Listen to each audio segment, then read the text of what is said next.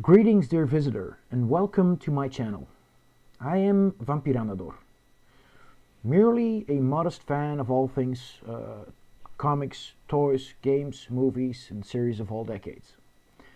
Now, myself being from '79, I have a soft spot for the 80s, 90s, and early 2000s. And through my amateur channel, I'd like to react and give my personal opinion on all things that personally interest and or touch me as a means of an outlet. Especially in these, dare I say, turbulent times with so much going on so many levels, I find there are things I just can't leave uncommented.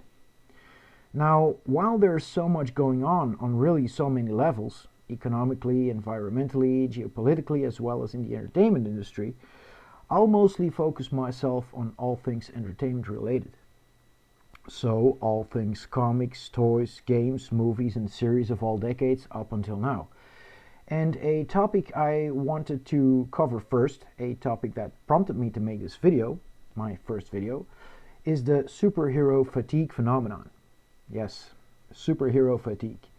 It's a common term used for quite some time now to describe a perceived decline in interest in superhero movies and TV shows and entertainments of all kinds. Now, while many argue that this fatigue is due to there being too much superhero-oriented entertainment, quantity is only partially to blame.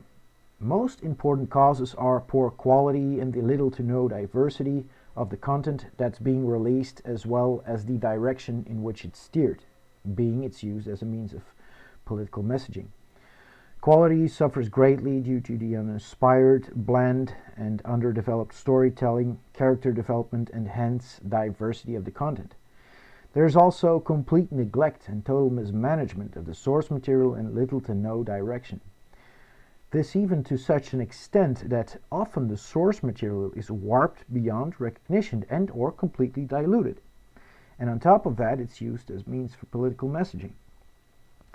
All this even happens, correction, already happened, to such a degree it even seriously smudged the entire legacy of some of our most beloved IPs in the world of entertainment.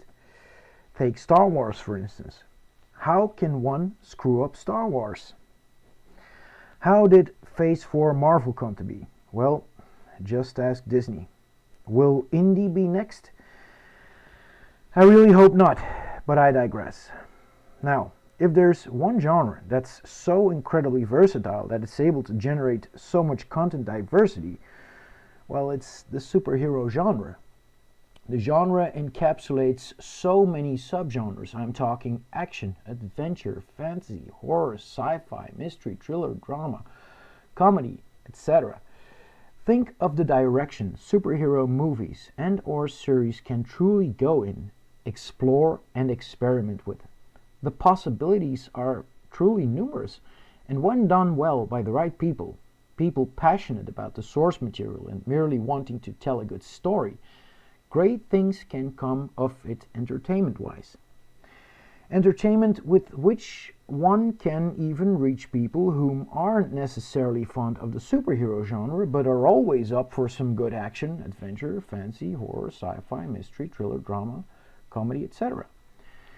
One can go in a wide variety of directions with everything that falls under and or is seen as part of the superhero genre these days.